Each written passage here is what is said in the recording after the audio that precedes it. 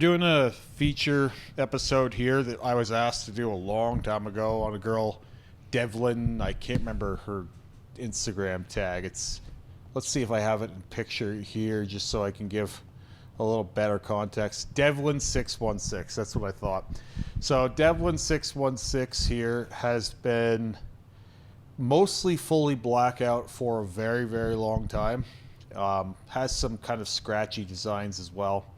And all of this has been done for a long time. So her black work is old. It's Older. probably Settled. 7-ish years, 6-7 years. I remember seeing her doing this around the same time that I was doing mine. So it's been a minute. And so she gets some credit for that because there weren't a whole ton of women doing this then. There's a lot of them doing it now. I know. I've seen like a huge uprising and Yeah. a lot of really what I would call like very classically pretty girls doing really extreme face tattoos. Yeah, there was another girl that did all like multi-layer blackwork project a long time ago. Kevin and I talked about on the show, inspired tattoo portraits.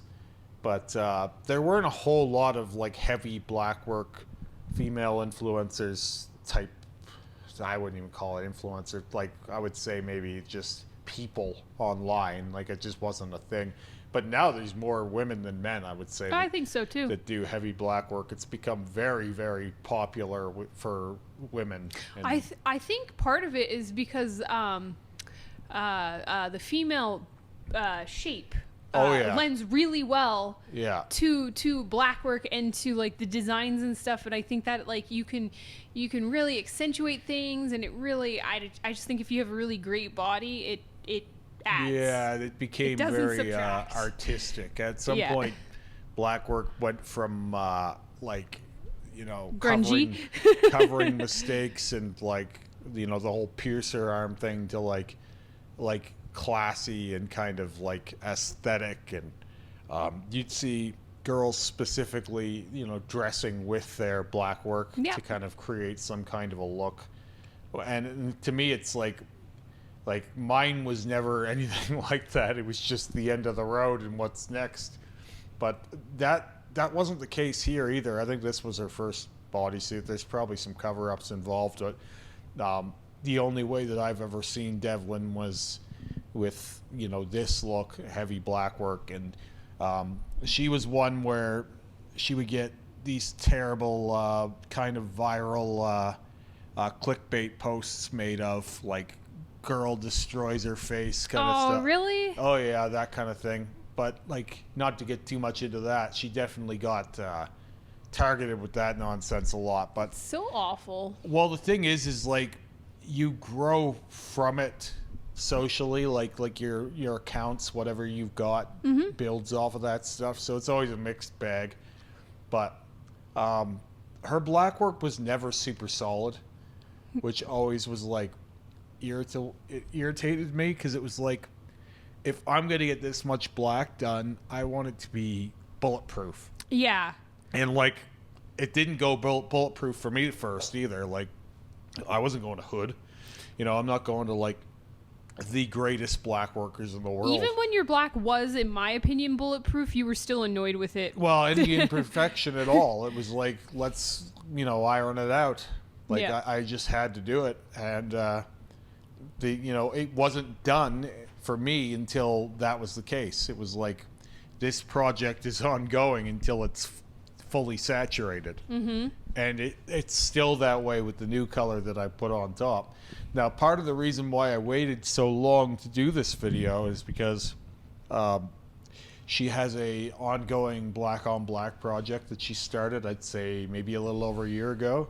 I'll check in here and there just to see how it's developing, because there aren't too many people that go this direction. And where I started with black on black, and still my work has tons of black on black in it, and now it's turned into black on color on black and black on white on black. Yeah, you and Terry just threw some black over top of the color again, which is so crazy. We've done that in some other spots. The first was the eye on my shoulder, and then Rick and I did some black on red, and You know, it's just like, then we did the spider webs on this arm and all this stuff. But straight black on black is enough to show up on its own.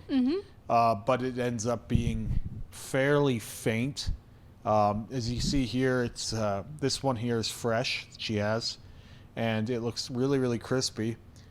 And then you could see some of the healed stuff is not as crispy. Yeah, which is typical, right? Well, and it will get less crisp as time goes on, which is why I was waiting to do this video, because I was wondering if she would come to a similar conclusion as I did, where if you couple white and black on black together, you get a more desirable effect. Well, it's more solid. It just lasts longer.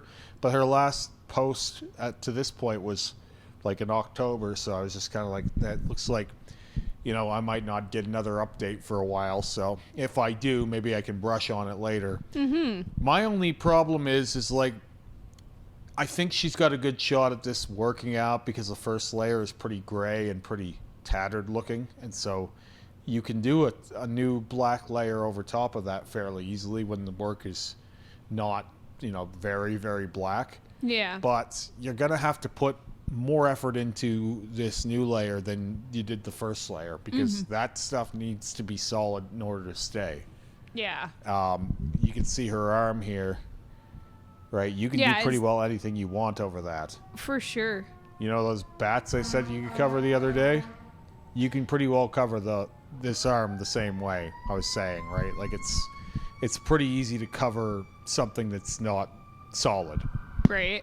So if you guys can hear the sirens in the background, we're right downtown. I don't think that'll come up. I think you're far too worried about things like that coming up. Okay. We're talking into microphones. Anyways. So, yeah. So I was waiting to see if anything else would come into this. And part of the reason why I think it's a good idea to solid up the background, even though it might make it a little harder to cover later, is because once you have foreground images on there, it's a little harder to deal with, you know, the choppy background. But that's fine. I'm sure she's fine with the fact, but this would drive me crazy to see all of the inconsistency in the background and stuff. I am curious if there's going to be more brought into this, like color or anything, because there's parts of it she's leaving in the negative. Yeah, I'm curious too. I really like this design too, like a lot. I'm really curious to see what it evolves into. Yeah, I don't know. It's what do you think of her face tattoos? I like them. Yeah. I think like she's a very pretty girl, and I don't think that they take away from her. I like the way that they're done.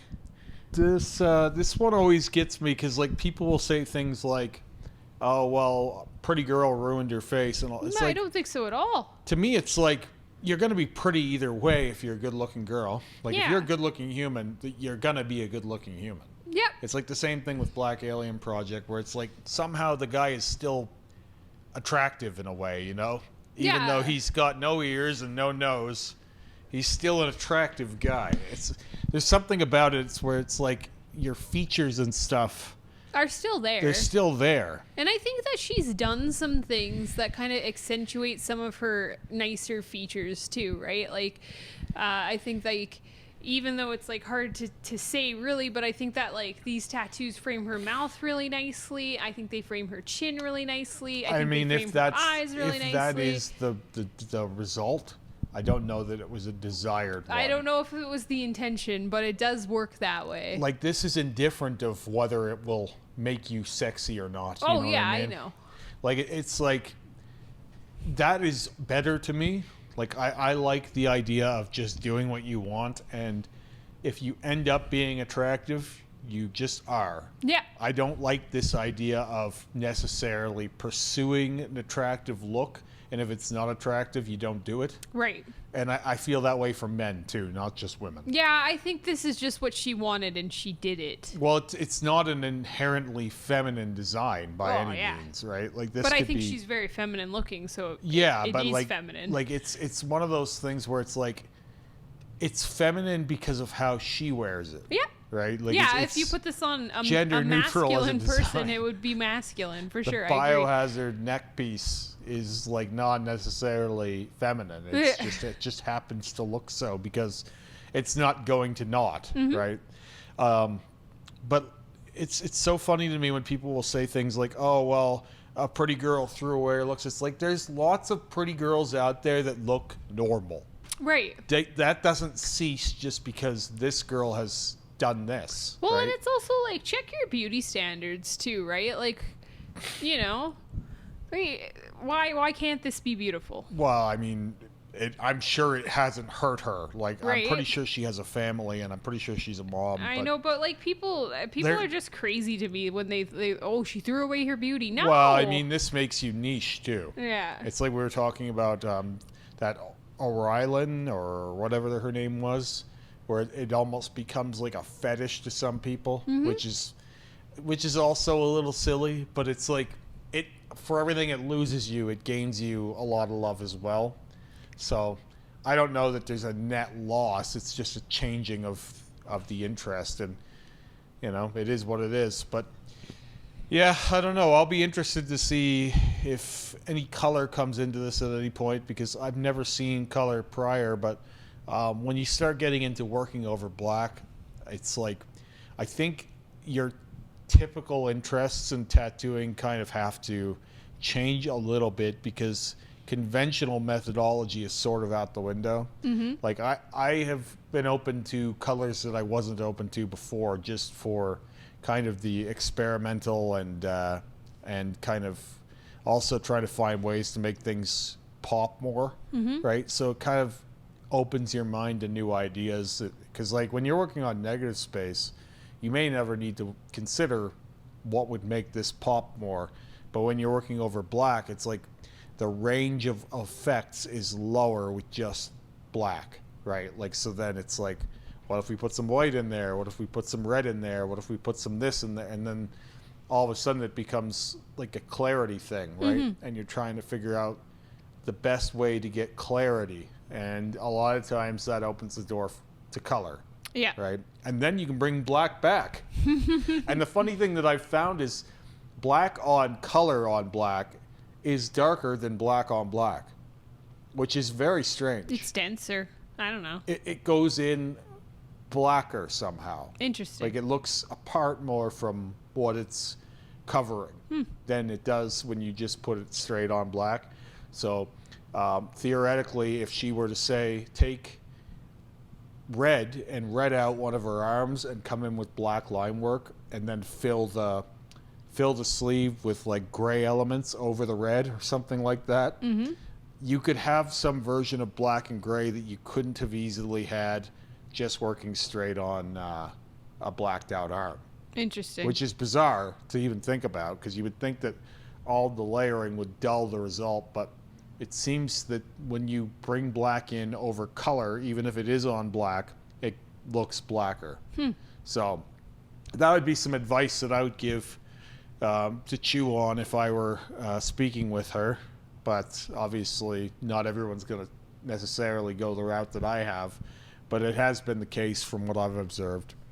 But yeah, I think it's interesting. I like to see, you know, more people trying this black on black stuff, and it's really not as popular as white on black, and white on black is super, super trendy, and so it was really cool to see that this girl went down this road instead.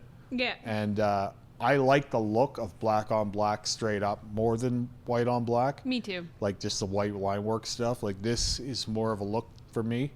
And if I had to choose one way, I would go black on black over white on black on its own every day.